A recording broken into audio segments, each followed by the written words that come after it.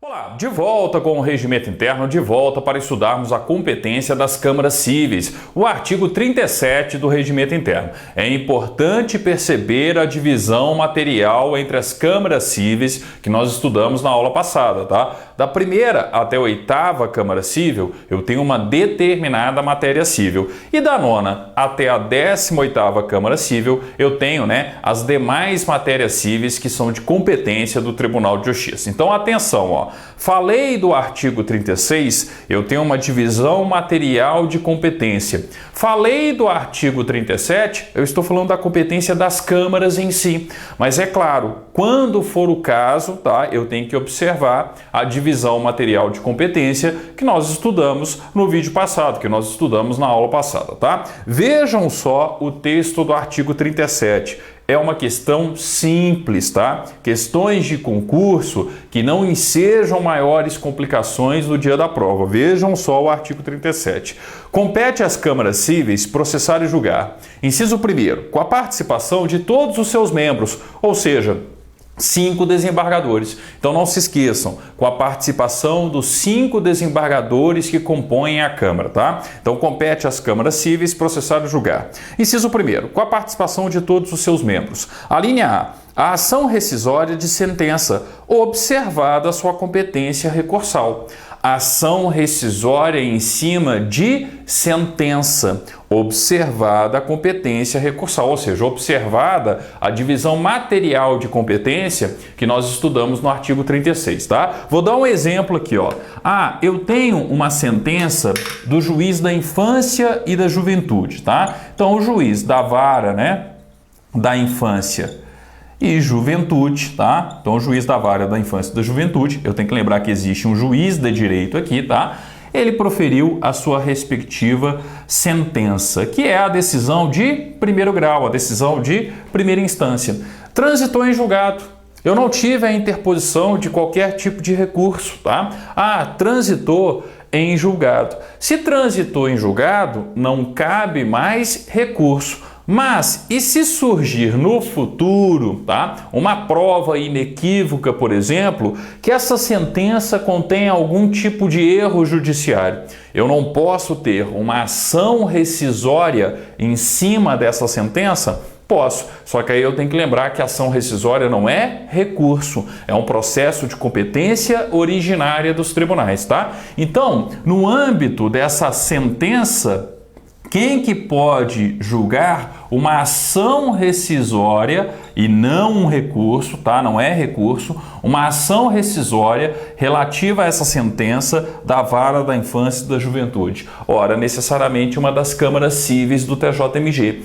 Especificamente quais câmaras cíveis, tendo em vista a matéria, da primeira até a 8ª Câmara Cível. Então, chegou essa ação rescisória lá no TJMG, ela vai ser distribuída, vamos supor que ela caiu para a 4ª Câmara Cível, tá? E a 4ª Câmara Cível vai justamente fazer o julgamento da ação rescisória. Então, por isso, a competência prevista no inciso 1º, a linha A, tá? É uma competência da Câmara Cível com a totalidade dos seus julgadores, processar e julgar a ação rescisória de sentença, observada a sua competência recursal. Aqui eu sempre preciso ficar de olho na competência material, aquela divisão de competência material que nós estudamos no artigo 36 na aula passada, tá? A linha B, o que nós temos na linha B? Vejam só, também com 5 desembargadores, tá? Lembrando que o julgamento dessa ação rescisória aqui, ó, demanda a participação dos 5 desembargadores da Câmara, tá? Agora vejam só a linha B. Ação rescisória de acórdão de outra Câmara Cível de igual competência recursal e os respectivos embargos infringentes. Então vejam só, ação rescisória de acórdão de outra Câmara Cível de igual competência recursal e os respectivos embargos infringentes, tá? Então o que eu tenho que observar aqui, ó? Quando eu falo agora, de uma decisão, eu não estou falando mais de uma ação rescisória em cima de uma sentença. Eu estou falando de uma ação rescisória em cima de um acórdão de uma outra Câmara Civil, tá? Então imagine o seguinte, eu tenho uma decisão agora, tá, da primeira Câmara Civil. Então aqui uma decisão da primeira Câmara Civil, tá? A decisão da Câmara Civil, tá, foi ali proferida, então eu tenho o respectivo acórdão. Transitou em julgado. Não cabe mais nenhum tipo de recurso, mas pode ser que no futuro surja uma prova que demonstre a possibilidade de um erro do Poder Judiciário. Então eu posso ter, em cima desse acórdão, uma ação rescisória. Tá? Vamos supor que o tema desse acórdão, tá, seja direito de família. Se é direito de família, tá, foi necessariamente uma competência da primeira até a 8ª Câmara Civil. Naturalmente, qual é uma Câmara que teria competência para julgar a ação rescisória? Eu preciso ter uma Câmara Civil que tenha a mesma competência material. Então aqui, eu teria o julgamento pela 2ª Câmara Civil. Tá? O que vocês precisam tomar cuidado aqui, é que o julgamento dessa ação rescisória em cima de um acórdão da primeira Câmara Civil, por exemplo, jamais poderá ser feito pela 9ª Câmara Civil, pela 10ª Câmara Civil, porque eu estou falando, eu estaria ali, falando de câmaras cíveis com competências materiais diferentes, tá? Então, mais uma vez, eu preciso ficar de olho no artigo 36. Se eu estou falando de um acórdão da primeira Câmara Civil, eu estou falando de uma matéria que é tratada exclusivamente no TJ da primeira até a 8ª.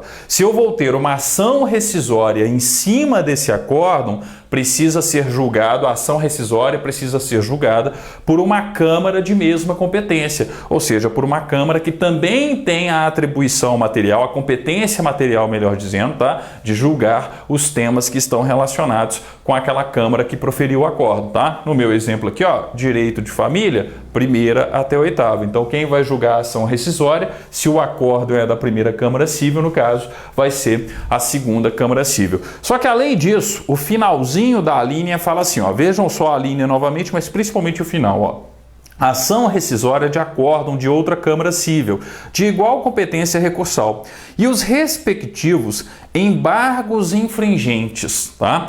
Quando eu falo de embargos infringentes aqui, eu não vou ter aqui também um acórdão, eu não vou ter a decisão da ação rescisória.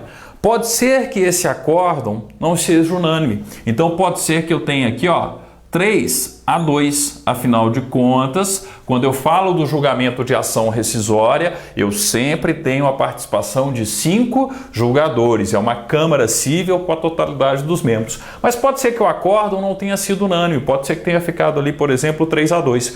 Quando isso acontece, eu posso ter a interposição de embargos infringentes. A parte prejudicada pela respectiva decisão, ela pode interpor embargos infringentes. E uma questão sempre comum em muitos regimentos internos, e sobretudo aqui no regimento do TJ, tá? Os embargos infringentes, eles serão julgados pela totalidade da Câmara, ou seja, também por 5 desembargadores. E aí, naturalmente, eu estou falando da mesma Câmara que proferiu a decisão com referência àquela ação rescisória. Eu estava fazendo o link aqui para a ação rescisória, mas na verdade eu queria colocar isso aqui.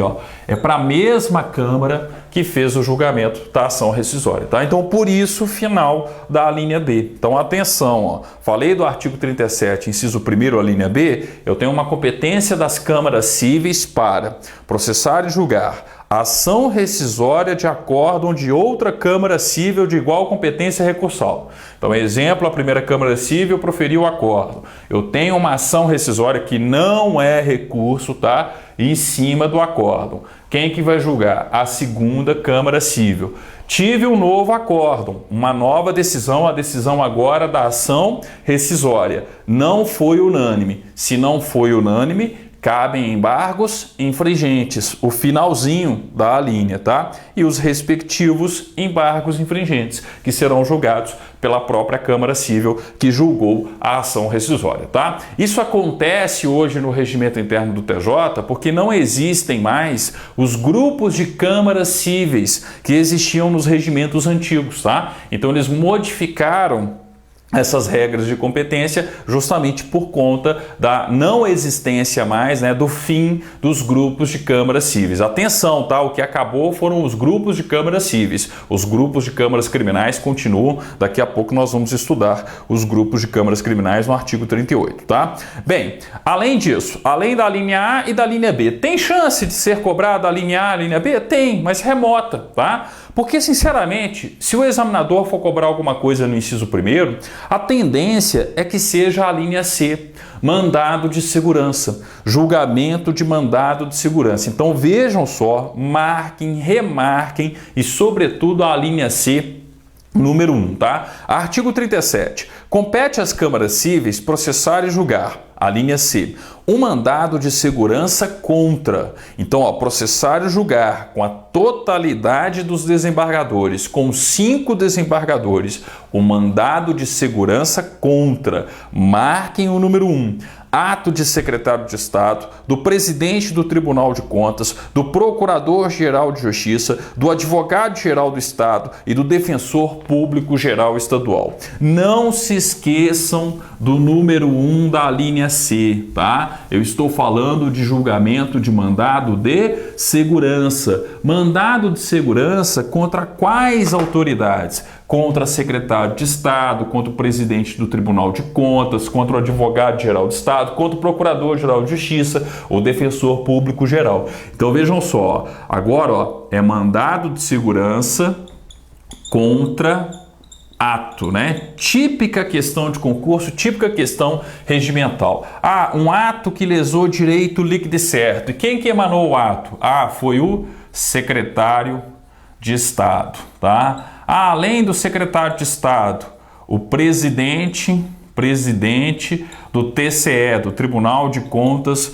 do Estado. Além disso, o Procurador-Geral de Justiça. Além disso, Advogado-Geral do Estado. E, por fim, o Defensor Público-Geral do Estado, tá? O chefe da Defensoria Pública do Estado de Minas Gerais, tá? Então, atenção, foco no inciso 1º. É uma competência de uma Câmara Cível do TJMG com 5 desembargadores processar e julgar mandado de segurança contra ato de secretário de Estado, do presidente do Tribunal de Contas, do Procurador-Geral de Justiça, do Advogado-Geral do Estado e do Defensor Público Estadual, tá? Então, o Defensor Público Geral, né? Estadual. Então, atenção, quais são as autoridades? Arrolei aqui, ó. Competência de quem? Competência de uma Câmara Cível. Só que eu tenho que lembrar de um detalhe importante. Vai ser da 1ª até a 8ª Câmara Cível. Por quê, gente? Porque necessariamente envolve o poder público. E nós já vimos lá no artigo 36, inciso 1º, a linha A, que quando tem o poder público no meio, eu tenho uma competência da 1ª até a 8ª Câmara Cível, tá? Então não se esqueçam desse detalhe. Ah, se a Câmara sorteada, né, para ser competente, né, tive a distribuição aqui, caiu para uma respectiva Câmara. Quantos desembargadores participam do julgamento desse mandado de segurança? 5 desembargadores. Marquem, não se esqueçam do número 1, é a questão provável em termos de concurso, até porque o examinador pode comparar com as competências do órgão especial e até mesmo com outras competências presentes na matéria e principalmente no âmbito, né, de poder judiciário na Constituição da República, tá? Além disso, ó, eu também posso ter mandado de segurança do número 2, marquem também. Tem uma chance menor? Tem, mas também tem chance, tá? Então vejam só, 2. Ato da presidência de Câmara Municipal ou de suas comissões, quando se tratar de mandato de prefeito. Mesma coisa, está envolvendo o poder público, ó, vai ser da 1ª até a 8ª Câmara Cível com 5 desembargadores. Então, mandado de segurança contra, não se esqueçam. Ato da presidência da Câmara Municipal ou de suas comissões, quando se tratar da perda de mandato de prefeito, tá? É uma competência de uma Câmara Cível do TJMG com 5 desembargadores, especificamente da 1ª, né, até a 8ª Câmara Civil, tá? Atenção, sobretudo, com o número 1, mas não se esqueçam também do número 2. Falei de Câmara Municipal, de ato da presidência da Câmara Municipal ou de suas comissões em questões relacionadas à perda de mandato de prefeito. Falei de uma competência originária do TJ para julgar o mandato de segurança e uma competência originária da 1ª até a 8ª Câmara Civil, tá? Com 5 desembargadores. Marquem 1 e marquem o 2, tá? A linha D, o que nós temos na linha D? Tá? É uma competência de uma Câmara Civil com 5 desembargadores, processar e julgar. D, agravo contra indeferimento de embargos à execução em ação rescisória de sua competência, tá? O que está acontecendo aqui? Eu tive julgamento da ação rescisória, tem o acórdão da ação rescisória e o acórdão está sendo executado. Só que aí eu tenho a interposição de embargos à execução. Embargos à execução do acórdão no âmbito da ação rescisória. Então, exemplo, né? Eu tenho uma ação rescisória, como nós vimos, que está sendo julgada pela 2ª Câmara, tá? Civil. Eu tenho o acórdão, tá certo? E aí basta perceber o seguinte: o julgamento da ação rescisória não é feito por 5 desembargadores. Se eu tenho, gente, embargos, tá, à execução em cima desse acórdão, o julgamento dos embargos serão feitos por quantos desembargadores também? Pelos próprios 5 desembargadores que proferiram o respectivo acórdão, tá? Então é por isso que eu tenho aí, a questão presente na linha D, agravo contra indeferimento de embargos à execução em ação rescisória de sua competência. Eu entrei com embargos à execução, aí o relator dos embargos indefere em uma decisão monocrática, em uma decisão, né, ali ele sozinho decide, ele indefere a interposição dos embargos à execução. Contra esse tipo de decisão monocrática de relator, cabe agravo, tá? Então, por isso aí, a linha D, eu tenho um agravo contra indeferimento de embargos à execução em ação rescisória de sua competência. Basta pensar o seguinte, de quem é a competência com relação ao processo principal, a ação rescisória? Não é da respectiva Câmara? Quem vai julgar embargos em cima do acórdão da ação rescisória? A respectiva Câmara. Eu tenho um relator dos embargos. Ele nega de plano, ele nega ali em uma decisão unipessoal, uma decisão monocrática, contra a decisão unipessoal, contra a decisão monocrática do relator, cabe ao agravo citado na linha D. Agravo contra indeferimento de embargos à execução em ação rescisória de sua competência, tá? Muito interno, muito detalhe, né, em termos de tramitação processual, ainda mais no âmbito da ação rescisória. Não acredito numa cobrança e basta lembrar que é uma questão acessória, né? E o acessório acompanha o principal. O principal aqui, é o julgamento da ação rescisória. Se a ação rescisória foi competência da 2ª Câmara Civil, os incidentes, aquelas questões, né, acessórias que surgem com relação ao processo principal, com relação à ação rescisória, por exemplo, tá, serão de competência da mesma Câmara. Então, por isso, a previsão também da linha D. A linha E, que é a mesma filosofia, a mesma lógica, né? Vejam só. A linha E, em feito de sua competência, restauração de autos perdidos, habilitação incidente, suspeição oposta ao desembargador, ao Procurador-Geral de Justiça e a Procurador de Justiça, além de outros incidentes que ocorrerem. Basta pensar onde está o processo principal, de quem foi a competência de julgamento do feito principal, do processo principal, da 2ª Câmara Civil. Qualquer incidente, qualquer questão acessória que surja no julgamento desse feito vai ser uma competência de quem? Da própria Câmara, da própria 2ª Câmara Civil, no meu exemplo, tá? Então, por isso aí, a linha E é uma verdadeira competência genérica. Como eu tenho dito, não acredito que o examinador venha explorar esse tipo de situação. Para mim, ele vai cobrar o mandado de segurança, tá? Pode ser que eu esteja errado, mas a tendência é essa, tá? E a linha F, o que a gente tem na linha F? Embargos infringentes oferecidos nos feitos de sua competência. De novo, professor, De novo, embargos infringentes, eu tenho que lembrar o seguinte, ó, lá na linha B, a gente estava falando de embargos infringentes em cima da decisão de uma ação rescisória.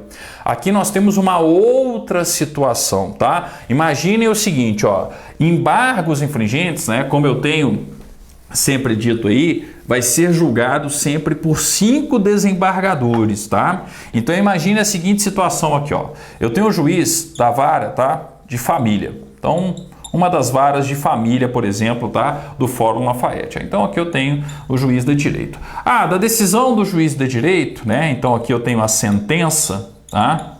Da sentença caberá apelação. Então eu tenho uma apelação direcionada ao Tribunal de Justiça. Vai chegar lá na distribuição, vai ser sorteada a Câmara competente, lembrando que se é direito de família, tem que estar da primeira até a 8ª Câmara Civil. Sorteou, caiu para a 5ª Câmara, tá?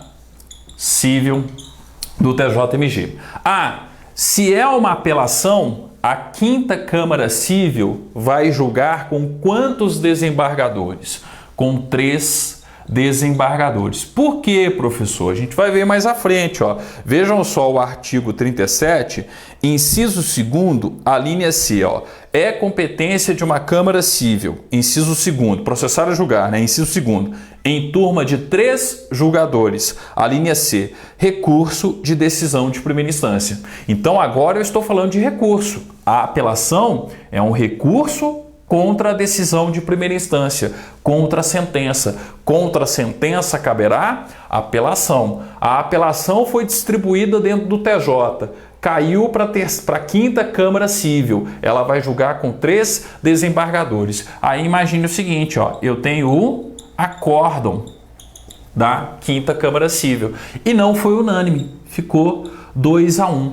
Quando eu tenho um acórdão não unânime e que inclusive reverte, tá? Tem esse detalhe dos embargos infringentes que eu esqueci de explicar, inclusive na ação rescisória, tá?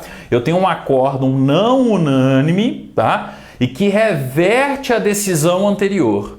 Então o juiz de direito entendeu, deu ganho de causa por uma determinada parte, entendeu uma coisa, deu ganho de causa por uma parte, vem a 5ª Câmara Civil e reverte a decisão anterior, tá? Então reverteu a decisão anterior e essa reversão não foi unânime. Qual que é o raciocínio aqui, ó? Se ficou 2-1 e reverteu a sentença do juiz, na verdade não ficou 2-1, ficou 2-2. Afinal de contas, a parte que perdeu aqui, ó, ela já tinha tido o voto favorável, que é a decisão favorável, melhor dizendo, tá? A decisão favorável do juiz de direito em primeira instância, tá? Então não se esqueça que se te explicar esse detalhezinho quando eu falei lá da ação rescisória sobre os embargos infringentes, eu posso interpor embargos infringentes contra a decisão não unânime, mas que reverte a decisão anterior. Então eu posso interpor embargos infringentes nesse acórdão aqui, ó, se o acórdão reverter a decisão, né, que foi proferida, que foi explanada aqui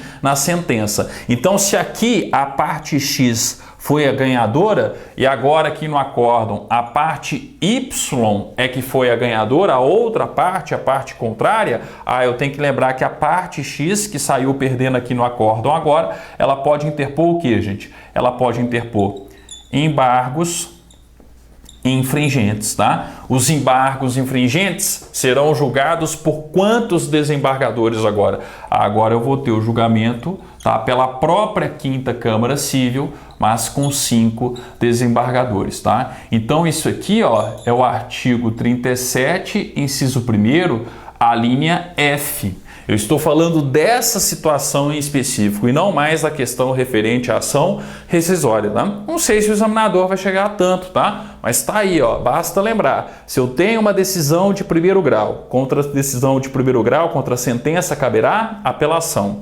Caiu numa Câmara Civil, ela julga com 3 desembargadores. Eu tenho o acórdão reverte a decisão anterior, mas não é unânime. Quando isso ocorrer, a parte prejudicada, a parte que tinha ganhado na decisão anterior, mas perdeu agora, tá? Ela pode interpor embargos infringentes. O importante é lembrar que embargos infringentes, a competência de uma Câmara sempre será julgado por 5 desembargadores, tá? Então, por isso, o artigo 37, inciso 1º, a linha F, tá? Aí vem a linha G, ó. recurso de decisão do relator que, de plano, não admitir os embargos infringentes referidos na linha F desse inciso. Eu não tenho 5 desembargadores aqui, ó. Um deles, gente, vai ser o relator. Ah, o relator de quê? O relator dos embargos infringentes. E o que um relator pode fazer em qualquer regimento interno? Ele pode tomar uma decisão monocrática, ele pode tomar uma decisão unipessoal, rejeitando, por exemplo, a interposição dos embargos infringentes. Mas espera aí, os embargos infringentes não precisam ser julgados por 5? Como é que o relator vai lá e toma uma decisão de plano? Ele pode tomar essa decisão de plano, mas ela vai ter que ser confirmada ou não pelo restante dos desembargadores. Pelos 5 desembargadores, eu tenho que ter o julgamento dos 5 desembargadores como um todo. Aí eu tenho, gente, o agravo, né? Citado aqui, ó, a linha G. Recurso de indecisão, recurso de decisão do relator que, de plano, não admitir os embargos infringentes referidos na linha F desse inciso, tá? Ah, qual que é o nome do recurso? A linha H. Olha só a linha H.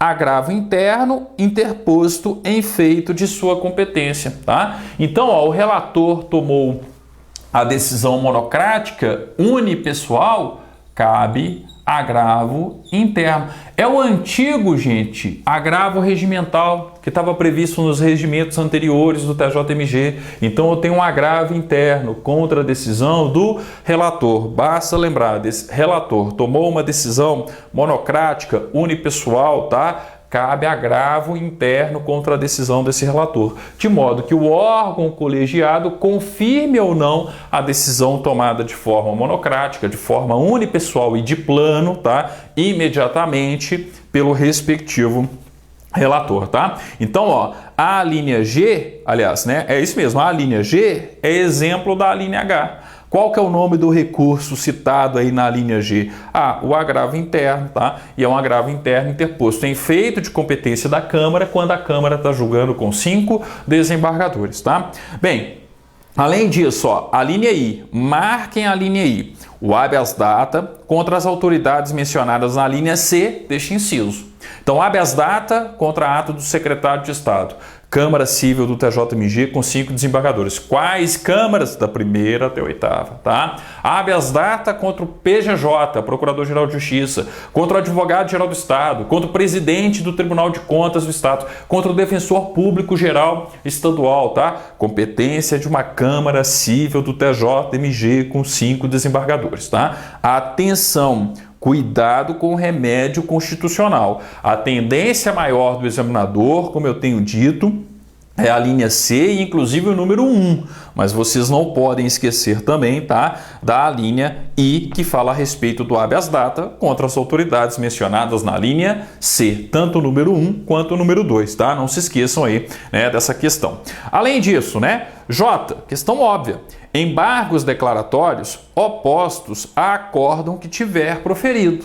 Então é o seguinte, ó, eu tive aqui, né, o agravo ele foi julgado pelos 5 desembargadores, tá? E agora eu vou ter o acórdão. Então agora eu tenho finalmente, né, uma decisão proferida, né, em tese, né, proferida em razão, desculpe, né, em razão desse julgamento aqui. Ah, só que eu não entendi o que ficou decidido. O acórdão, ele é contraditório. O acórdão não deixa claro o teor da decisão. Ah, ele é obscuro, tá? Quando eu tenho esse tipo de acórdão, esse tipo de decisão, quais são, né, qual é o recurso cabível? Embargos de declaração, embargos declaratórios. Ah, então se eu tenho, né, embargos de declaração, tá? Embargos de declaração interpostos contra o respectivo acórdão, eu não estou questionando a redação do acórdão, eu não estou questionando o que ficou decidido, ó, qual que é o teor da decisão. Peraí, eu não entendi direito o que ficou decidido.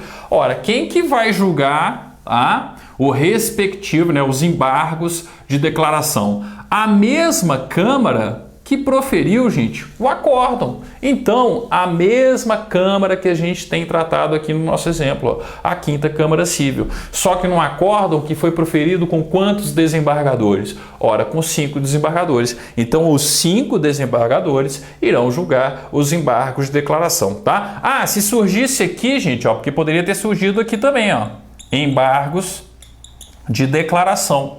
Porque eu tenho que lembrar o seguinte, ó, e se essa decisão aqui, ó, ao invés da parte interpor embargos infringentes, né, tudo que aconteceu daqui em diante, vamos supor que esse acórdão aqui fosse obscuro, fosse contraditório, tá? Gerasse dúvida naquilo que ficou decidido. Opa, a partir do momento que eu tenho essa situação, a parte interessada pode interpor embargos de declaração. Aí quem que julgaria os embargos de declaração? Quem proferiu o acórdão. Quem que proferiu o acórdão? A 5ª Câmara Civil com 3. Então, os 3 é que iriam julgar os embargos de declaração. Aqui no outro exemplo, que a gente está vendo na competência do inciso 1º, é quando julga com 5. Se eu tenho um acórdão de um julgamento com 5 desembargadores, os embargos declaratórios, os embargos de declaração em cima desse acórdão serão julgados pelos mesmos 5 desembargadores. Basta lembrar que embargos de declaração é um recurso genérico.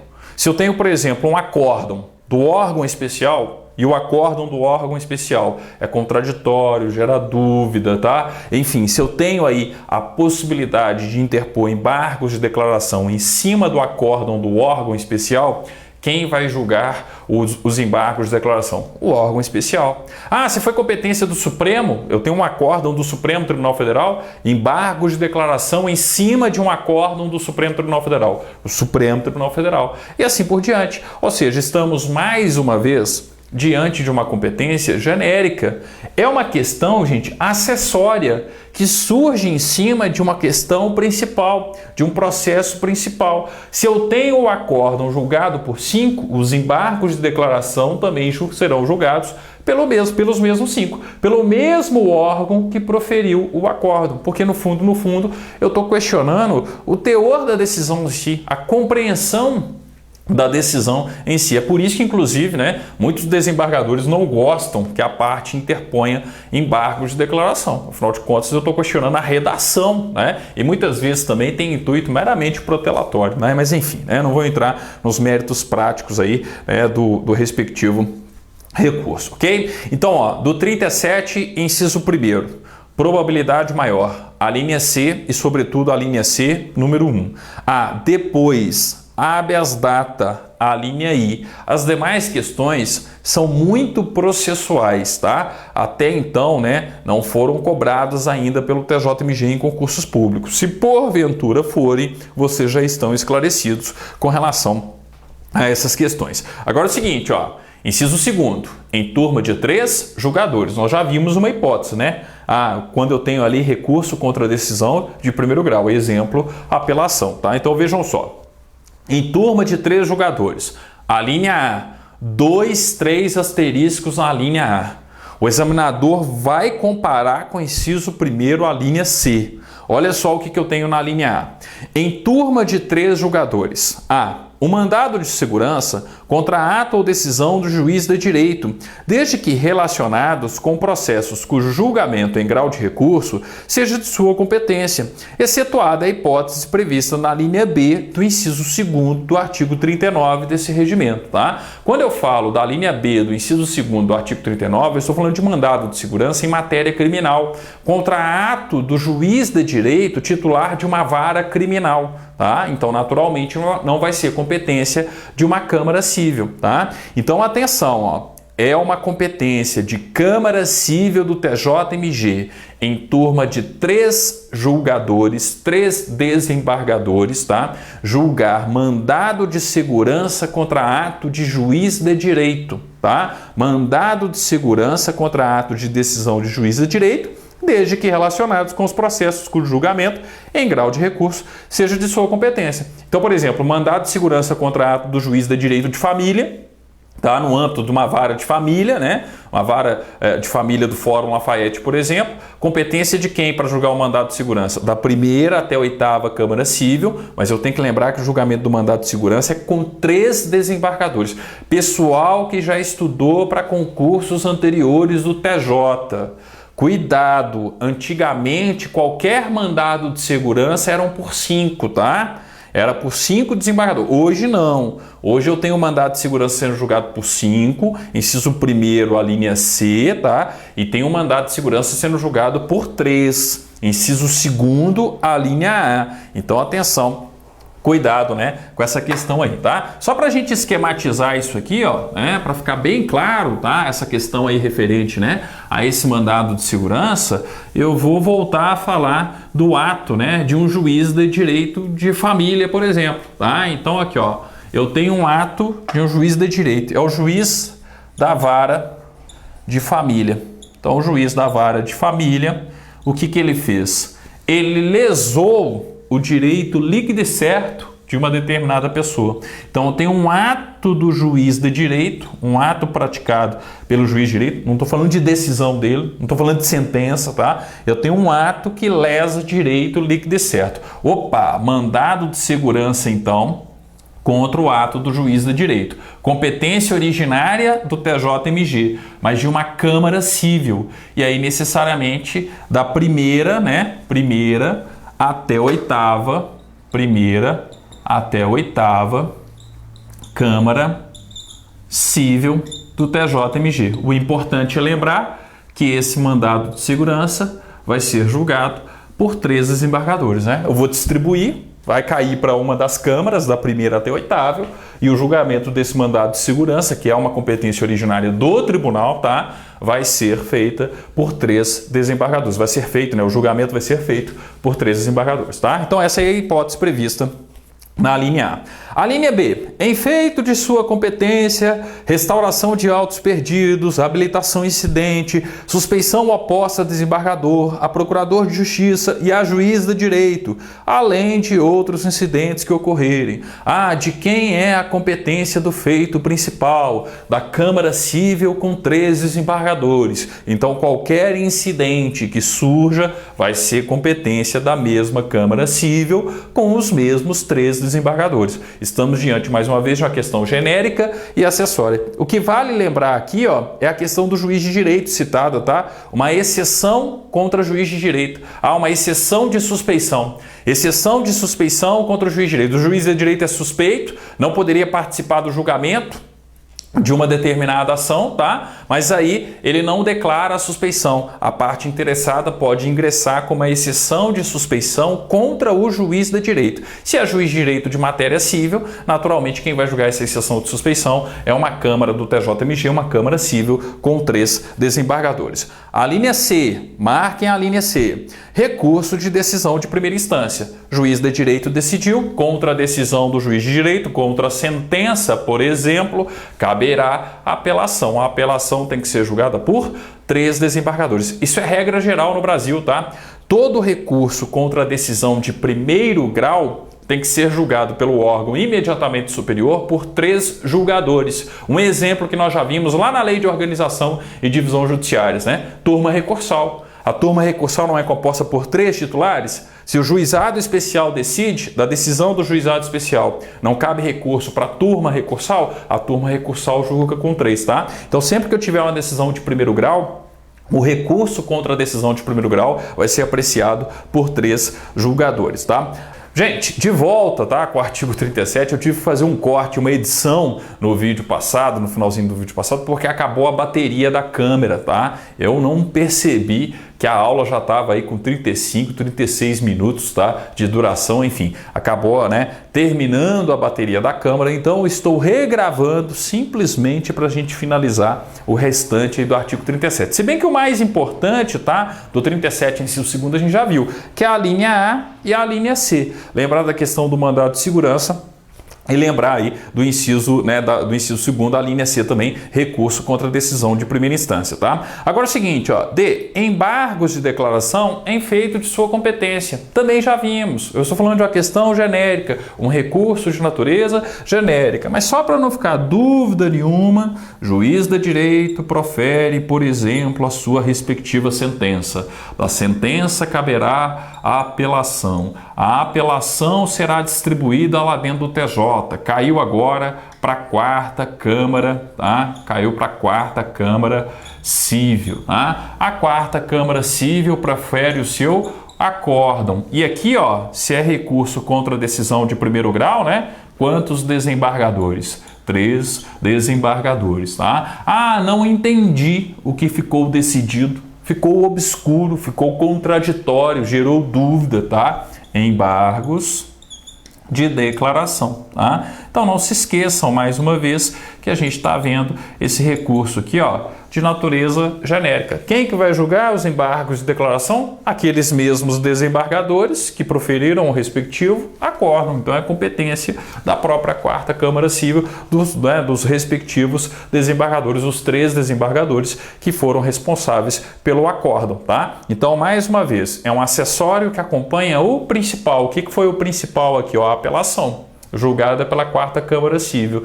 Tive um acórdão. Em cima do principal surgiu uma questão acessória, um recurso, tá? O embargos de declaração em cima do acórdão. Quem proferiu o acórdão que resolva os respectivos embargos de declaração, tá? Não se esqueçam desse detalhezinho aí.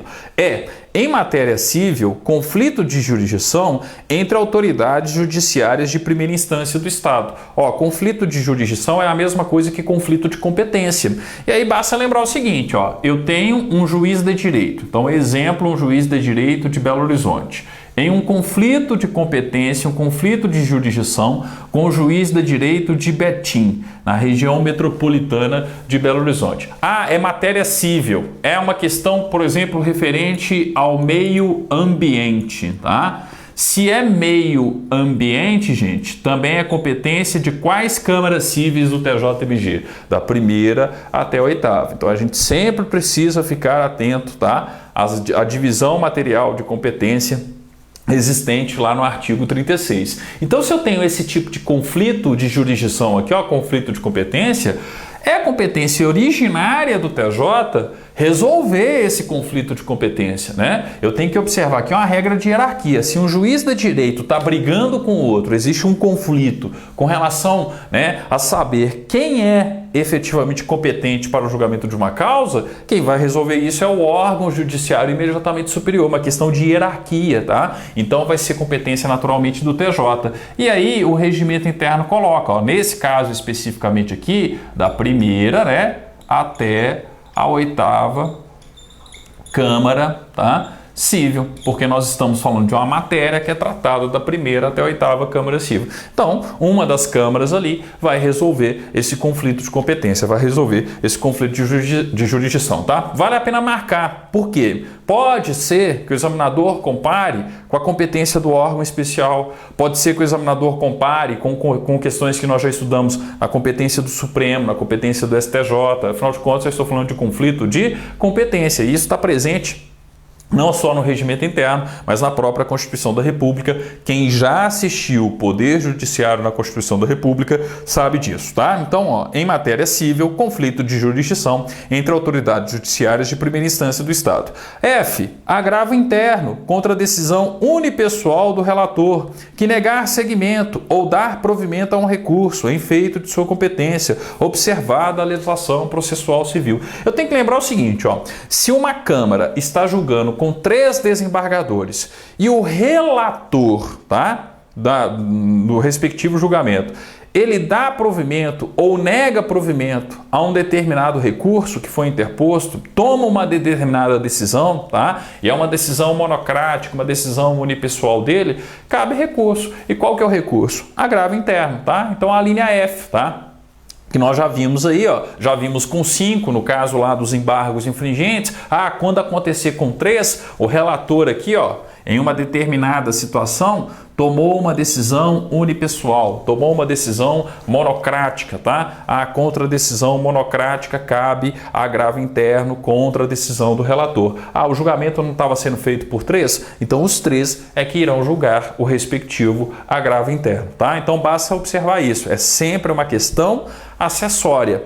Basta observar quem está julgando. Se o julgamento está sendo feito por uma Câmara com 3 e surge um agravo interno em cima de decisão de relator, o agravo interno vai ser julgado pelos mesmos 3, tá? Então basta observar Isso aí. E a linha G, ó, a linha G tem chance de cobrança também. Marquem a linha G. O habeas corpus impetrado contra decisão que decretar a prisão civil. Então eu estou falando, por exemplo, né, da prisão pelo não pagamento de pensão alimentícia. Então, atenção, ó, vamos colocar esse caso aqui, esquematizar, porque pode ser uma questão de concurso. Então eu estou falando de habeas corpus em virtude de prisão civil. Ah, qual que é o caso que a gente vai encontrar especificamente? Ah, por exemplo, um juiz da vara de família, novamente aqui, ó, o juiz da vara de família, tá? Ele determina a prisão de uma determinada pessoa, a prisão de um pai pelo não pagamento de pensão alimentícia. Então eu tenho o caso aqui, ó, de prisão civil. Ah, só que tem um detalhe, essa prisão foi ilegal, essa prisão foi arbitrária. Ah, quando eu tenho uma prisão ilegal ou arbitrária, cabe qual tipo de remédio constitucional? Habeas corpus. Então o advogado aqui, ó, vai impetrar habeas corpus. Competência de quem julgar esse habeas corpus? Uma das câmaras cíveis. E como a matéria necessariamente aqui vai ser referente a direito de família, vai ser da primeira até a oitava Câmara Civil novamente, tá? Então, ó, quem vai julgar é uma das câmaras, né, da primeira até a oitava, com quantos desembargadores? Com 3 desembargadores. O importante é perceber isso aqui, ó. Eu posso sim ter o julgamento de um habeas corpus em uma Câmara Civil do TJMG, em virtude de prisão civil. Necessariamente o habeas corpus vai ser julgado por 3 desembargadores. E como isso está relacionado ao direito de família, né? O inadimplemento de obrigação alimentícia, do pagamento de pensão alimentícia, tá? Então eu tenho uma questão que vai ser tratada da primeira até a oitava Câmara Civil, tá? Então com isso a gente finaliza aí, ó, o artigo 37, tá? Peço desculpas aí pela interrupção abrupta, né, do respectivo vídeo, mas foi uma questão realmente técnica aí, acabou a bateria da câmera, da câmera, tá? Mas o importante é a gente finalizar aí com esse restinho de vídeo, né, analisando essas questões e principalmente, tá? Cuidado com a linha G. Ó, se no inciso primeiro eu chamei a atenção sobretudo para a linha C e para a linha I, no inciso segundo vocês vão tomar cuidado com a linha A, vocês vão tomar cuidado com a linha C, em menor escala, tá? Com a linha E muito cuidado com a linha G. Existe competência sim de uma Câmara Civil para julgar habeas corpus, mas quando for decorrente de prisão civil e tem que ser por 3 desembargadores, observada a divisão material de competência, tem que ser da primeira até a oitava Câmara Civil por conta do tema, por conta da questão relacionada à prisão civil, ok? Bem, no nosso próximo vídeo, artigo 38 do Regimento Interno, os grupos de câmaras criminais. Já adianto, a questão mais importante é o prefeito. Quem julga o prefeito no crime doloso contra a vida, grupo de câmaras criminais, tá? Então não se esqueçam desse detalhe aí. Obrigado e até o nosso próximo encontro, então, dando continuidade ao Regimento Interno do Tribunal de Justiça.